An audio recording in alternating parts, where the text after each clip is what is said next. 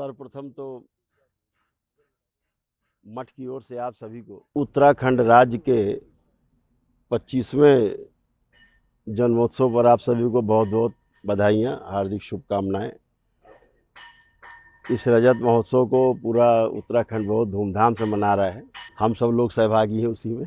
जो तमाम लोग शहीद हुए इस राज्य को बनाने में, उन शहीदों को भी मेरा नमन है, श्रद्धांजलि है दरबार की ओर से कि जिनके अथक प्रयासों से अपने प्राणों की आहुति दे करके भी उन्होंने उत्तराखंड राज्य का निर्माण कराया और अपना हक हासिल किया। उन शहीदों को मेरी ओर से बहुत बहुत श्रद्धांजलि है। इसी क्रम में दरबार ने एक कार्यक्रम का आयोजन किया है। हर वर्ष हरिद्वार में करते हैं। इस वर्ष ये तय हुआ कि मिस्री मठ एक चूँकि सीमा है हरिद्वार की और देहरादून की, तो मठ से सबका परिचय भी हो जाए, तो इसलिए कार्यक्रम का आयोजन हरिद्वार से यहाँ कर दिया गया है। इसमें 5 दिन का पूर्णिमा उत्सव मनाया जा रहा है। दरबार द्वारा अभी तक 3 दिन का उत्सव मनाया जाता था, हर महीने मनाया जाता है, पूरे देश में अलग अलग राज्यों में मनाया जाता है। उसी क्रम में इस बार यहाँ पर भी 5 दिवसीय कार्यक्रम मनाया जा रहा है, क्योंकि जो रजत उत्सव चल रहा है देवभूमि का, तो जो 4 से 8 नवंबर यहाँ कार्यक्रम है, 5 दिन का पूर्णिमा उत्सव है। उसमें 4 तारीख को भजन संध्या और ध्यान साधना के कार्यक्रम है। 5 तारीख को सामूहिक हवन करते हैं लोग, 7-8 हज़ार लोग एक साथ बैठ के हवन सामूहिक करते हैं, जो लोग दीक्षा लेते हैं दरबार से। और 6 तारीख को जो तंत्र क्रिया योग के साधक हैं, दरबार से जुड़े हुए हैं, जो शिव तंत्र से दीक्षित हैं, उनका महासम्मेलन भी, और उसी दिन देवभूमि रजत महोत्सव का भी आयोजन किया गया है उसी दिन, जिसमें देश के कुछ बड़े संतों के आने के भी संदेश मिले हैं। जो लोग पधारेंगे और हम सब लोग इन कार्यक्रमों को धूमधाम के साथ मनाएंगे। तो अपने ध्यान साधना के साथ साथ हमारी जो संस्कृति है, हमारा जो गौरव है, उसके लिए भी हम लोग सतत जागरूक रहें, इसके लिए ये कार्यक्रम आयोजित किए गए हैं। और 7 तारीख को भी ध्यान साधना के कार्यक्रम मुख्य रूप से दरबार एक जीरो बैलेंस के नाम से कार्यक्रम चलाता है, जिसमें ध्यान साधना के उच्चतम शिखर को साधक उससे परिचित होते हैं, उसको अनुभव कर पाते हैं। और 8 तारीख को फिर ध्यान साधना और दोपहर बाद फिर समापन समारोह है। तो इस प्रकार से 5 दिवस का पूरा कार्यक्रम है। दरबार अपने तमाम कार्यक्रमों में कुछ सामाजिक कार्यक्रम को भी समायोजित करके चलता है। जैसे नशा मुक्ति का एक कार्यक्रम है। दरबार नशा मुक्ति पे एक बड़ा काम कर रहा है, और ये जो नशा है हमारे समाज में एक अवरोध का काम करता है।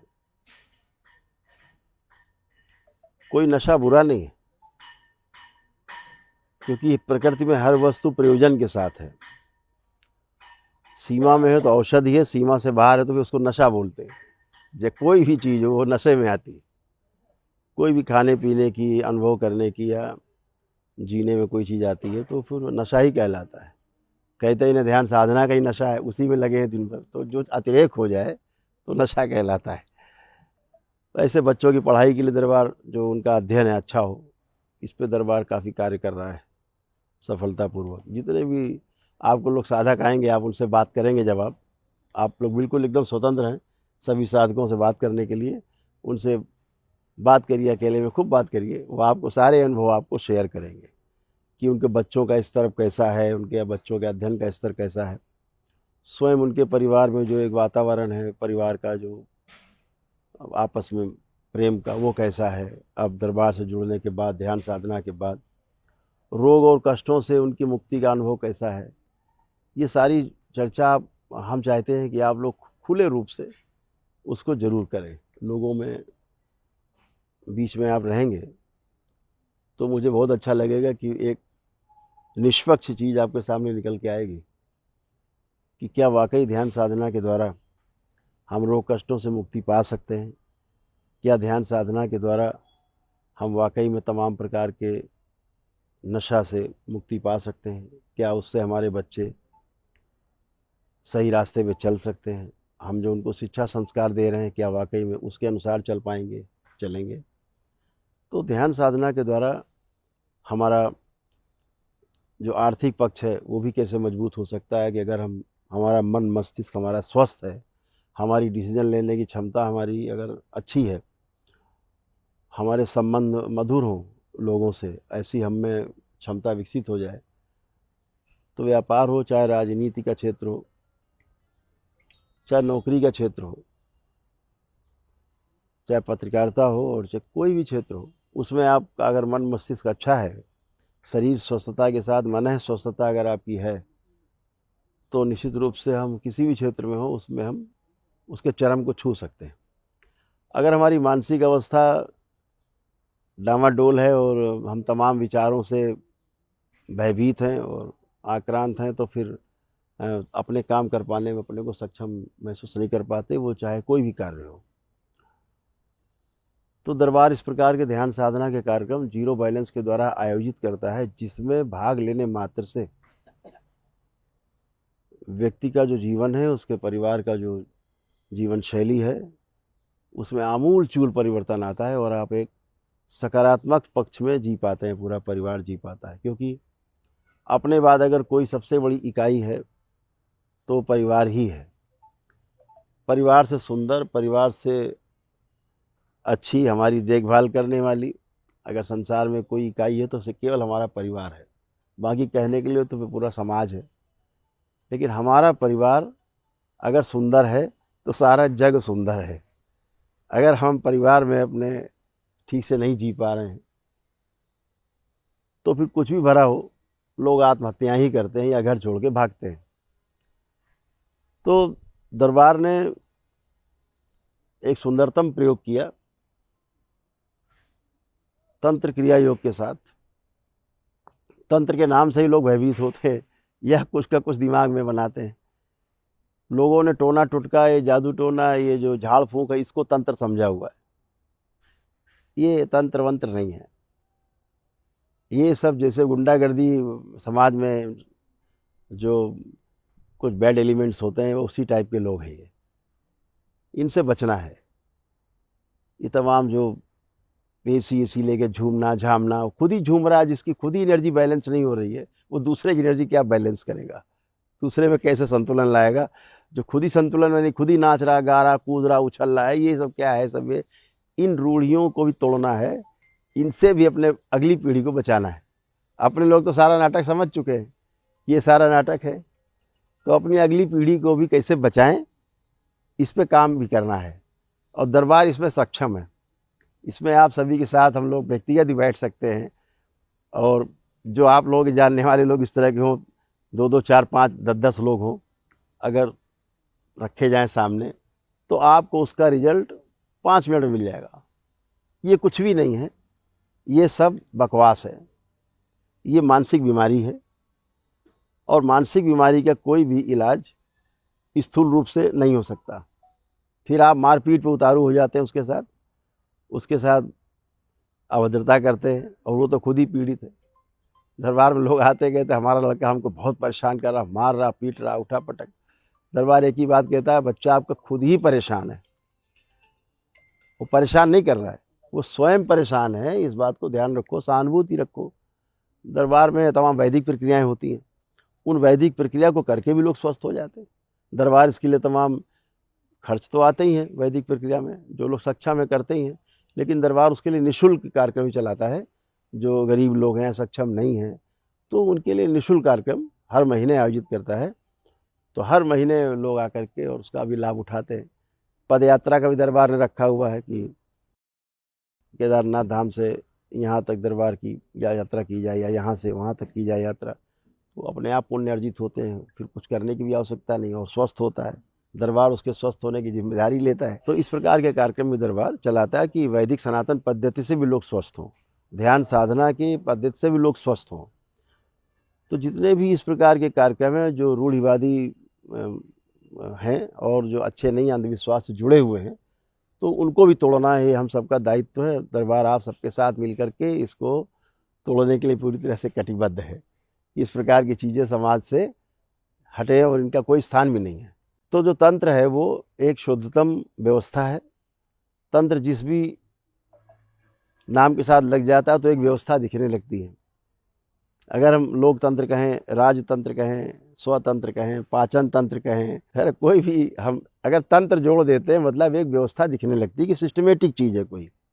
तो तंत्र एक व्यवस्था बनाने वाली वस्तु का नाम है। व्यवस्था को बिगाड़ने वाली वस्तु तंत्र नहीं हो सकती, क्योंकि नाम ही तंत्र है उसका, यानी व्यवस्था है। तो तंत्र में जो अपनाते हैं लोग उस प्रक्रिया को ध्यान साधना ही है। शिव की जो द्वारा बताई गई जो विधियां हैं विज्ञान भैरव तंत्र में, जिसको अपना करके बुद्ध जैसे लोग भी जो है, गौतम बुद्ध जो थे, सिद्धार्थ बुद्ध कहलाए, बड़े बड़े संत ऋषि मुनि सब उसी विद्या से ही चले हैं, विज्ञान भैरव तंत्र से ही। उससे बाहर कुछ भी नहीं है, उसके बाहर कोई विधि भी नहीं है। तो दरबार उसी तंत्र की बात करता है, विज्ञान भैरव तंत्र जो भगवान शिव के द्वारा इस पूरे सृष्टि को दिया गया। तो उस तंत्र क्रिया योग में तो अनुसंधान तो कोई है नहीं, क्योंकि अनुसंधान जितने थे वो तो शिव के द्वारा स्थापित किए जा चुके। अब तो उनमें केवल शोध होते हैं कि भाई हमने कहा कि बाईं से श्वास लेना है, अब तो दूसरा कह रहा नहीं दाएं से लेना है, इतनी बात है। विधि है अपनी अपनी, तो शोध कर सकता है, बाकी तो है कि श्वास तो लेनी पड़ेगी, वो अनुसंधान है। तो जो अनुसंधान है पूरे हैं, जो तंत्र कहता है कि हम व्यवस्था बनाए रखने में कहाँ तक हमारा सदुपयोग आप कर सकते हो वो आप करो, बशर्ते आपको उसकी विधियों की जानकारी हो। तो दरबार उसी तंत्र क्रिया योग की बात करता है। और जब आप पाएंगे यहाँ जितने साधक आ रहे हैं, आप उन लोगों से बातें करेंगे बैठ के एकांत में, तो आप बहुत अच्छे से अनुभव कर पाएंगे कि इन्होंने कुछ पाया है। और इसीलिए वो सब उपस्थित होते हैं, परिवार के परिवार आते हैं। बहुत लोग, आपको बहुत लोग ऐसे मिलेंगे जो छोटे बच्चे से लेके वो बुजुर्ग तक पूरा परिवार के परिवार दरबार से दीक्षित है और सब आनंद में है, मज़े में है। तो उसमें भयभीत होने वाली बात नहीं है। वो कोई दरबार क्या करता है, देखिए दरबार की पुस्तक है, इसका जो पहला ही उद्घोषणा है, ये उद्घोषणा है, इसको मैं हमेशा लोगों को कोट करता हूँ। इसमें स्पष्ट लिखा है कि अस्तित्व में रहस्य या चमत्कार जैसी कोई वस्तु या घटना नहीं होती। इस बात को ये थंब रूल है कि इस पूरे अस्तित्व में रहस्य या चमत्कार नाम की कोई वस्तु नहीं और ना ऐसी कोई घटना होती है, बल्कि जो भी होता है वह प्रकृति के नियमों के अनुसार होता है। प्रकृति का आशय ईश्वरी रचना और प्राकृतिक व्यवस्था का आशय ईश्वरी विधि विधान से है। प्रकृति में जिन वस्तुओं या घटनाओं के नियम या कारण समझ में नहीं आते वही रहस्य या चमत्कार लगते हैं। जो आपने नहीं समझा आपको रहस्य लगता है, समझ जाते वाले कहते हैं ये कुछ नहीं है, तो कहाँ रहस्य है। हम जो कभी होते हुए नहीं देखे हैं, होते हुए देख लें तो चमत्कार लगता है। हम उसकी विधि नहीं जानते कैसे होता है तो रहस्य लगता है। बाकी ना रहस्य है और चमत्कार है कुछ। तो इसीलिए ये प्रस्तुत पुस्तक अंधविश्वास, रूढ़िवाद, आडंबर, दिखावटी कर्मकांडों का पूरी तरह से खंडन करता है और किसी प्रकार के जादू टोना, सम्मोहन, उच्चाटन, पीर मजार की पूजा, चढ़ावा, जीव बलि, मांस भक्षण, मदिरापान आदि का भी जोरदार विरोध करता है और भूत प्रेतों का भय दिखाकर आम जनता का मानसिक व शारीरिक शोषण उत्पीड़न करने वाले तथा कथित तांत्रिकों, अविचारकों, झाड़ फूक करने वाले कृत्यों का भी विरोध करता है। हाँ, तो ये दरबार की पहले ही उद्घोषणा में ये है ही, ये दरबार की आइडियोलॉजी है ना। तो कहने का आशय ये है कि तंत्र समझने की वस्तु है और अनुभव करने की वस्तु है, ना कि ये उछल कूद और जादू टोना की चीज़ है। तो व्यवस्था को समझ लेने से सुख है और व्यवस्था को जीने से निरंतर सुख है। व्यवस्था में जीने से तो व्यवस्था को समझने में ही सुख मिलता है। हम जिस बातें कर रहे हैं, अच्छी अच्छी बातें करते हैं, प्रवचन होते हैं तो बड़ा अच्छा लगता है, कहते हैं वाह भाई महाराज जी कितनी सुंदर बात कही, बहुत अच्छा लगा। ये एक विषय है, एक ट्रैक है अच्छा लगना, दूसरा ट्रैक है अच्छा होना, कि आप जीवन में उसे कहाँ तक उतार पाए, वो अच्छा होना होगा। तो अच्छा लगना और अच्छा होना दो विषय अलग अलग हैं। तो सारा काम अभी अगर आप देखेंगे, बहुत छोटे मुंह बड़ी बात नहीं करना चाहते, लेकिन आप देखेंगे ज़्यादातर काम अच्छा लगने पर चल रहा है। दान दक्षिणा करना है, भंडारा करना है, कथा करनी, सब अच्छा लगने वाले कार्यक्रम हैं। लेकिन जब घरों में आप झांक के देखें तो बहुत बुरा हाल है। संस्कारों का तो पूरा कबाड़ा हुआ पड़ा है। तो जब हम लोग कभी IITs वगैरह में बच्चे सुसाइड बहुत करते थे, तो कभी वहाँ डायरेक्टर्स वगैरह सब लोग जो संपर्क में होते तो कहते थे कि वहाँ पे वर्कशॉप हो जाए। तो हम लोग वर्कशॉप करते थे, चारों सेमेस्टर में हम लोग जाते थे अलग अलग।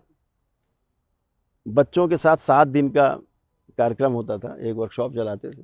यहाँ भी चलेंगे, आप लोग भाग ले पाएंगे, परिवार के लोग भाग ले पाएंगे। परिवार के लिए होता है वो, क्योंकि ये दरबार परिवार परंपरा को ही महत्व देता है, भागने को महत्व नहीं देता। घर छोड़ के भाग के हिमालय चले गए, इसका खंडन करता है। इसीलिए दरबार ने पहली बार ये व्यवस्था बनाई कि आप तंत्र क्रिया योग की साधना, ध्यान साधना अपने परिवार के दायित्वों का निर्वहन करते हुए, अपने घर में रहते हुए मजे से, खूब मज़ेदारी से, खूब आनंद के साथ अपना भी कल्याण और साथ में परिवार का भी कल्याण। भागना नहीं है, भागने वाला जुगाड़ यहाँ नहीं है। जैसे ही बच्चे हैं, सब साधक हैं, दरबार के सेवक हैं। तो इनको दरबार की एक ही शिक्षा रहती है कि स्वयं को समझना है, विवाह करना है, परिवार बसाना है, परिवार में जिम्मेदारियों का निर्वहन करना है, पितृ से मुक्ति पानी है। फिर आगे जब आप परिवार में सफल हो जाएं तो फिर आपको समाज में उतरना है, क्योंकि समाज में तो परिवार ही मॉडल है ना। एक एक परिवार जुड़ जुड़ के समाज बनता है। अब आप परिवार में फेल हो गए और फिर समाज को ज्ञान बांटने चले आए। हमने विवाह किया नहीं और पूरा हम जितना गणित बता रहे हैं बैठ के विवाहित लोगों को ज्ञान बांट रहे हैं, ये कैसे संभव है? शंकराचार्य जी, हमारे आदिगुरु शंकराचार्य जी थे, वो भी सफल नहीं हुए।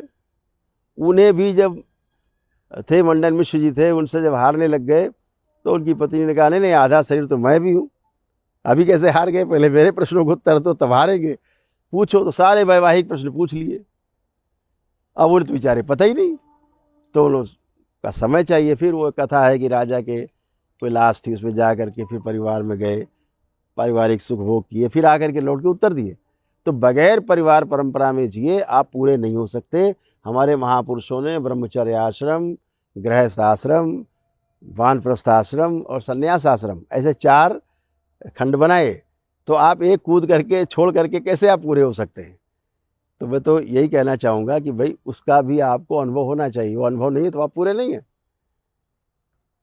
तो जो दरबार जो कार्यक्रम कराता है, जो वो यही संदेश देता है बार बार कि हमारा परिवार सर्वोपरि है। तो जो यहाँ पे कार्यक्रम चलते हैं ध्यान साधना के, चलते वही हम लोग IITs वगैरह में जा कर के भी इसको करते थे। तो वहाँ जब आखिरी दिन एक इवेल्युएशन का कार्यक्रम होता था, लास्ट डे, ये होता था कि पेरेंट्स आ जाएं जिसके आसपास हो, पेरेंट्स आते थे। तो हम लोग बोर्ड पीछे लिखते थे, भाई आप क्या चाहते हो, बच्चा आपका कैसा हो? तो ऐसा हो, ऐसा हो, ऐसा हो। तो 4-5 बोर्ड भर जाते थे। आप अगर उस बोर्ड को पढ़ते, मेरे पास सारी वीडियोज़ हैं, तो आपको लगेगा हर बच्चा ऐसा चाहता है माता पिता कि बिल्कुल श्रवण कुमार बन जाए एकदम से, और बिल्कुल भोला भाला ऐसा बन जाए। तो अच्छी बात है, तो सुख की चाहना तो सब में है। तो जब उनसे हम पूछते थे, भाई जितना लिखा है आप में कितना है? आप माता पिता हो, आप में ये कितना है? तो 00। तो बच्चों से आप अपेक्षा कर रहे हो, संस्कार तो आपसे आएंगे बच्चों में, और आप में नील है। तो बच्चा कहाँ दोषी है? दोषी हमारा समाज है, हम पिछली पीढ़ी दोषी हैं, इसको स्वीकार करना होगा। पिछली पीढ़ी भी ठीक हो, अगली पीढ़ी भी संदेश लेके चले आगे, ये व्यवस्था है। तो अभी हम अपने को दोष ना, सारा दोष अगली पीढ़ी को, बच्चों पे है, ये सब नालायक है, दुष्ट है, ऐसा नहीं करता, वैसा नहीं। ये कमी मेरी है जो उसमें दिखाई दे रही है, केवल इतनी बात है। तो दरबार की व्यवस्था ये है कि वो सब कमी समाप्त हो, इसलिए परिवार को साथ लेकर के चलता है। और पूरी व्यवस्था जितनी आप यहाँ देखेंगे और देखते हैं, हरिद्वार में देखा है आपने, सब परिवार के साथ जुड़ी हुई, कोई परिवार से भाग करके साधक नहीं मिलेगा यहाँ। यहाँ हर वो साधक मिलेगा जिसका अपना परिवार है, अपने परिवार में रहते हैं, व्यापार करते हैं, नौकरी करते हैं, कुछ भी करते हैं, जीविकोपार्जन का सारी व्यवस्था की जिम्मेदारी उनकी, व्यवस्था की अपने परिवार की उनके ऊपर है।